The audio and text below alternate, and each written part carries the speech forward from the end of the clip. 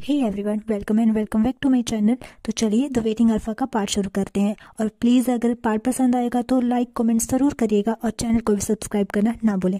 चलिए part start करते हैं। क्लाउड रिसेस का ये बड़ा सा ग्राउंड जहाँ आज बिल्कुल उसी तरह से लोग इकट्ठे हैं जैसे नाइटलेस सिटी में मीटिंग सेरेमनी के लिए होते हैं।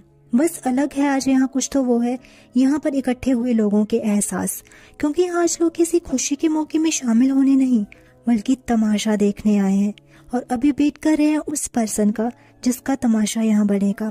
और तभी उनका इंतजार खत्म करते हुए लान वांगजी वहाँ एंटर करता है अपने सेम कोल्ड फेस के साथ, जो आज हद से ज्यादा ठंडा था। उसके भाई सबको वो करके एक नजर वांगजी को देखकर अपनी सीट्स पर चले जाते हैं अपने मेट के पास। वांगजी वहीं ग्राउंड के बीचों बीच खड़ा था और सबकी नजर उसी पर ही थी। आज भी नजरों में कोई फर्क नहीं था, कुछ मौक कर रही थी, कुछ चिंता और कुछ लज्ज से भरी थी। लेकिन थॉट्स में आज चेंजेस थे। कुछ सोच रहे थे कि इस घमंडी सब में सिर्फ अल्फा की अकल अब ठिकाने आएगी, और कुछ चिंता में वांगजी के लिए प्रे कर रहे थे, और कुछ वांगजी की प्योरिटी कैसे र्यून करनी है इसका विचार मन में लिए हुए थे। तभी उन्हें लैंचरैन की आवाज आती है जो कहते हैं, शुक्रिया, आप सब गुस्सू के सेकंड प्रिंस सबमिसिव अल्फा लान वांगजी की क्लेमिंग राइट सेरेमनी में आए। जैसा कि वांगजी का मेट पिछले 4 साल से उसे नहीं मिला है, जो हमारे वर्ल्ड की हिस्ट्री में कभी नहीं हुआ, और हम क्लैंस ने मिलकर ये फैसला किया है कि अब वांगजी को रिजेक्टेड मेट मानकर उसकी क्लेमिंग सेरेमनी कर दी जाएगी। इसीलिए जो अल्फा वांगजी को क्लेम करना चाहता है प्लीज सामने आइए। लैंचरैन की बात सुनकर सभी अल्फा वांगजी से थोड़ी दूर पर आकर खड़े हो जाते हैं। इन अल्फाज में थे Wen Chao, Wen Shu, Jin Guanshan, Jin Jinshun, Su sect leader Su Minshan, Mo sect leader मो शेन्यू, ऐसे करके कुछ छोटे मोटे सेक्ट लीडर के अल्फा आ गए थे, जो कुछ वांगजी की एज के थे, कुछ उससे छोटे थे और कुछ उससे एज में बहुत ज्यादा बड़े। कुछ ओमेगास तो अभी भी जेलस थे कि इस मेयर से सबमिसिव अल्फा के लिए इतने सारे लोग आ रहे हैं, और जिन ओमेगास के अल्फा आगे आए हुए थे वो तो वांगजी को बहुत कर्ज कर रही थी। करीबन 30 अल्फा इकट्ठे हो गए थे वहाँ पर। तभी फिर से लैंड सेक्ट लीडर की आवाज आती है जो कहते हैं, आप सबका शुक्रिया जो आप लान वांगजी को क्लेम करने के लिए आगे आए। अब इस सेरेमनी को शुरू करने से पहले वो लान वांगजी को देखकर कहते हैं, लान वांगजी तुम्हें 2 ऑप्शन दिए जाएंगे, उम्मीद है कि तुम वाइजली चूज करोगे। तो बताओ लान वांगजी, क्या तुम विलिंगली जो अल्फाज फाइट में विनर रहेगा उसे अपना मेट स्वीकार करोगे, या इन अल्फाज से फाइट करके जो अल्फा तुम्हें हराएगा उन सबको अपनाना चाहोगे। पूरे ग्राउंड में चुप्पी हो जाती है और सब वांगजी के आंसर का वेट कर रहे होते हैं। वही वांगजी के वेल विशर्स का दिल तो इतनी तेजी से धड़क रहा था नर्वसनेस की वजह से। तभी वांगजी की आवाज आती है जो कहता है, मैं खुद को क्लेमिंग राइट से बचाने के लिए फाइट करूंगा। वांगजी के ऐसा कहते ही पूरे ग्राउंड में एक लाउड गास्प सुनाई देता है, जैसे मानो पल के लिए सबकी सांसें रुक गई हैं। क्या ये वांगजी पागल हो गया है? खुद को समझता क्या है ये जो इतने सारे डोमिनेंट अल्फा से लड़ने की बात कर रहा है? पागल नहीं, शेमलेस है ये। अपने मेट के इंतजार में इतना तड़पा है कि इसकी फिजिकल नीड अब एक अल्फा से कहाँ मिटने वाली। ये तो तुमने सच कहा, तभी इसने ऐसा फैसला किया। फिर से वांगजी के कानों में लोगों को दिल को तोड़ने वाली बातें पड़ने लग गई थी। क्यों इन लोगों को वांगजी का वो एफर्ट नहीं दिख रहा जो वो अपने मेट की राइट को बचाने के लिए कर रहा है? क्यों? तभी लैंचरैन की आवाज सुनाई देती है जो कहते हैं, वांगजी, क्या तुम्हारा यही फैसला है? हाँ ठीक है। ऐसा कह के लैंचरैन उन अल्फाज को देखते हैं जो शॉकिंगली वांगजी को देख रहे थे। ऑब्वियसली कल्टिवेशन वर्ल्ड की हिस्ट्री में पहली बार किसी ने ऐसा फैसला लिया था, पर वेन क्लैन और जिन क्लैन के दावेदारों को कोई शौक नहीं लगता, मानो उनको पहले से ये पता था। लैंचरैन उन अल्फाज से पूछते हैं कि पहले कौन वांगजी से फाइट करना चाहेगा। इस पर जिन ग्वानशान फैसला लेते हुए कहते हैं कि पहले छोटे क्लैंस के अल्फाज वांगजी के साथ फाइट करेंगे। सब समझ नहीं पाते कि उन्होंने ये मौका इन अल्फाज को क्यों दिया, पर वेंस और जिन्स एक दूसरे को देखकर स्मग करते हैं और सब अपनी अपनी सीट्स पर बैठ जाते हैं। बैठ तो नीचे हमारा विंग भी गया था जो कहता है, बस अब मैं और नहीं चल सकता। तभी जियांगचैंग इरिटेटेड वॉइस में कहता है, इतने बड़े हो गए हो और इतना सा चलने पर थक गए हो। इस पर विंग खुद को जस्टिफाई करते हुए कहता है, मैं अभी सिर्फ 21 साल का हूँ और इतना सा कहाँ, हम लिटरली मॉर्निंग से पूरे सही टाउन में घूम चुके हैं, वो भी पैदल, तो मुझे थकान तो लगेगी ना, और अब तुम मुझे ये पहाड़ से चढ़ाए जा रहे हो। इस पर जियांगचैंग कहता है, तो तुम ही जिद कर रहे थे घूमने का, मैंने कहा था ना पहले सेरेमनी अटेंड कर लेते हैं उसके बाद घूम लेंगे। ऐसा कहते हुए जियांगचैंग विंग के पास बैठ जाता है। विंग उसकी गर्दन के अराउंड रैप करके बोलता है, क्यों, क्या तुम भी उस अल्फा को क्लेम करना चाहते हो? इस पर जियांगचैंग अपनी आईज रोल करता है और विंग का हाथ हटाकर कहता है, मैं अभी 15 का नहीं हुआ हूँ, और वैसे भी अगर होता भी तो अपने मेट के अलावा मुझे और कोई नहीं चाहिए। वो सच अ रोमांटिक पर्सन ही हुआ। इस पर जियांग चैंग कंफ्यूजली विंग को देखता है, जिस पर विंग उसे समझाता है कि वो क्या कह रहा था, और जियांग चैंग के ईयर्स रेड हो जाते हैं। विंग हंसने लगता है। तभी जियांग चैंग के पास मैडम यू का मैसेज आता है, जिससे जियांग चैंग की रिंग ग्लो करती है। ये मैसेज सिर्फ वही देख सकता है जिसके पास ये आया हो, इसलिए विंग नहीं जान पाता। पर जियांग चैंग उसे बता देता है कि मदर उन्हें जल्द से जल्द क्लाउड रिसेस बुला रही है, सेरेमनी शुरू हो चुकी है। इस पर विंग कंप्लेन करता है कि वो थक गया है, तो जियांग चैंग उसे अपने स्वॉर्ड पर फ्लाई करके ले जाता है, जिसे विंग बहुत एंजॉय करता है, या ये कह ले कि अभी वो थकान का ड्रामा इसी के लिए कर रहा था। वहीं दूसरी ओर क्लाउड रिसेस के ग्राउंड पर खून साफ साफ दिख पा रहा था, जो किसी और का नहीं उन अल्फाज का था जो वांग जी को क्लेम करना चाह रहे थे। वांग जी ने उन सभी छोटे क्लैंस के अल्फाज को फाइट में हरा दिया था और उन्हें स्वेरली घायल भी कर दिया था।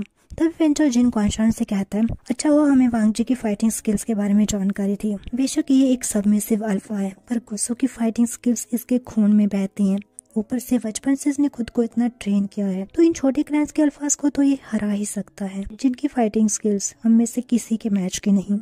सही कहा तुमने, इन छोटे क्लैंस के अल्फाज को भी उनकी औकात याद दिलाना जरूरी थी। आखिरकार जिस पर हमारी नजर है उसके बारे में लोगों ने सोचने की हिम्मत भी कैसे की। सब लोग शौक थे वांग जी को देखकर। तभी वेंचो क्लैप करता हुआ आगे आता हुआ कहता है, मान गए लान वांग जी, तुमने सच में बहुत मेहनत की है, पर अब चलो बहुत खेल लिए तुम, अब असली फाइट शुरू करते हैं। ऐसा कह के वेंचो वांग जी पर अटैक कर देता है। पहले वेंचो वांग जी को हल्के में ले रहा था, पर ये देखकर कि वांग जी उस पर हावी हो रहा है, जिससे उसकी ईगो हर्ट हो जाती है और वांग जी द्वारा दिया गया गाँव तो उसके गुस्से में पेट्रोल जैसा काम करता है। वेंचो को घायल पाकर वेंशु भी वांग जी पर हमला कर देता है और वांग जी बारी बारी अब इन सबको भी घायल करने लग गया था। वेंचाओ, वेंशु, जिन क्वांशान और जिन जिशुन, ये चारों बारी बारी वांग जी से लड़ रहे थे। वांग जी उन अल्फा से पहले ही लड़कर थोड़ा थक चुका था, पर फिर भी कहते हैं ना, मन के हारे हार और मन के जीते जीत। उसी मन में अपने संकल्प को हर पल और मजबूत करते हुए वांग जी इनसे भी लड़ रहा था और सबको थोड़ा थोड़ा घायल कर चुका था, जिस वजह से इन चारों की ईगो पर अब बन आई थी। तभी जिन क्वांशान बोलता है, हमने सोचा था कि तुम्हारे साथ थोड़ा खेल ले, पर लगता है कि तुम में कुछ ज्यादा ही हिम्मत है, लेकिन अब तुम्हें तुम्हारी असली औकात दिखानी होगी। दिखाना होगा कि सबमिसिव हमेशा सबमिसिव ही रहता है। ऐसा कह के वो लोग अपने फेरामोन्स रिलीज करने लगते हैं। यह मार्क्ड ओमेगास और सबमिसिव अल्फा थे, जिस वजह से उन पर तो कोई असर नहीं हुआ, और डोमिनेंट पर ऐसे ही दूसरे डोमिनेंट अल्फाज के फेरामोन्स का असर नहीं होता, जिस वजह से उन लोगों को भी कोई परेशानी नहीं थी। पर वांग जी अब वो खुद को वीक फील करने लग पड़ा था। एक तो पिछले 3 घंटों से वो डोमिनेंट अल्फा से फाइट कर रहा है, ऊपर से ये फेरामोन्स। शीचान लैंचिलान के पास जाकर चिंता भरी आवाज में कहते हैं कि ये सब गलत है, वो फेरामोन्स का इस्तेमाल नहीं कर सकते। पर चिड़ैन ये कहकर कि रूल्स में ऐसा कुछ नहीं है, बात खत्म कर देते हैं।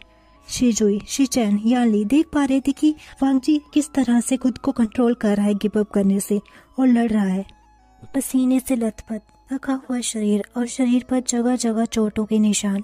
उसके बावजूद वांग जी हिम्मत कर रहा है, गिरकर फिर से उठ रहा है और सब लोग हंस रहे हैं। सच में वांग जी ये हिम्मत नहीं देख रहे, बल्कि उस पर हंस रहे हैं। इन तीनों की आंखों से आंसू निकल आते हैं और वांग जी अपने आंसुओं को रोकता हुआ गिरकर फिर से हिम्मत करके उठता है और उन पर वार करता है।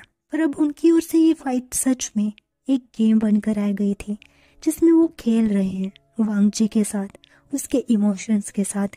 तभी वेंचाओ कहता है, अगर तुमने पहले ही सबमिट कर दिया होता खुद को हमारे आगे वांग जी, तो तुम्हारी ये इंसल्ट नहीं होती।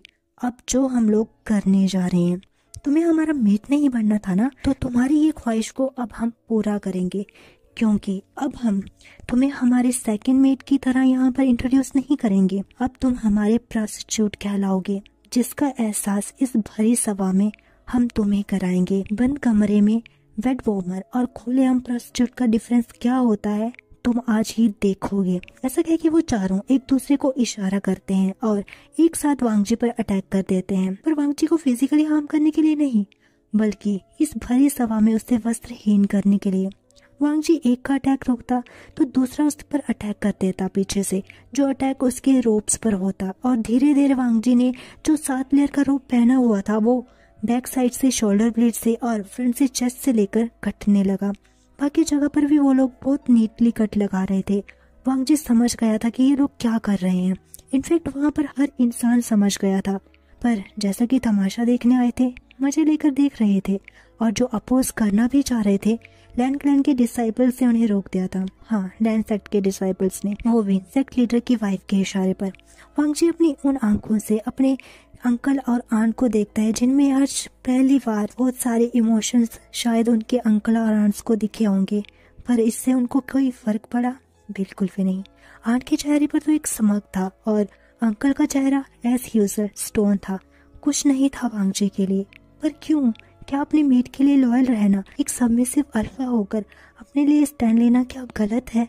आखिरकार गलती क्या है वांग जी की, जो आज यूं उसकी इज्जत सरेआम उछालने पर सब आ गए हैं? क्या गलती है? क्या मेरा जन्म लेना ही एक गलती है, या मेरा जिंदा रहना एक गलती है? फिर मेरे साथ ऐसा क्यों? वांग जी जो इन थॉट्स को लिए अपने अंकल आंट को देख रहा था, उसे अपनी पीठ पर एक वार महसूस होता है। इस चीज के लिए वो ब्लड वार करता, उससे पहले उसके आगे और पीछे से दोनों तरफ से एक साथ वार होता है, जो वेंचाओ और जैन गुआनशन का था, जो एक्चुअली उसके रोप पर था। और इस आखिरी बार से वांग जी के रोप की वो आखिरी कड़ी जिससे उसका रोप टिका था, वो खुल जाता है, या कह लो कट जाता है, और जिसके साथ ही वांग जी का रोप। वांग जी ने इस आखिरी बार के साथ ही अपनी तलवार बिचन को जमीन पर छोड़ दिया था और डर के मारे उसके रोप की उसके शरीर से नीचे गिरने के साथ साथ वो खुद नीचे गिरता या उसकी प्योर बॉडी पर किसी की भी गंदी नजर पड़ती, उससे पहले ही किसी का ब्लैक कलर का रोप उसकी पीठ को ढक लेता है और वांग जी को किसी की बाहें थाम लेती हैं, जो अपने शरीर से वांग जी की फ्रंट बॉडी को बिल्कुल कवर कर लेता है। और वांग जी उसका टच पाते ही उसकी गर्दन में अपना फेस छुपा देता है और इतनी देर से छुपाए पेन को अपनी आंखों में दबाए आंसुओं के जरिए बहाकर छोटी सी स्माइल फेस पर लिए धीरे से कहता है मीट, और बेहोश हो जाता है। तो आज के लिए बस इतना ही। पार्ट कैसा लगा कमेंट में ज़रूर बताइएगा और मिलते हैं नेक्स्ट पार्ट में। तब तक के लिए बाय बाय, टेक केयर।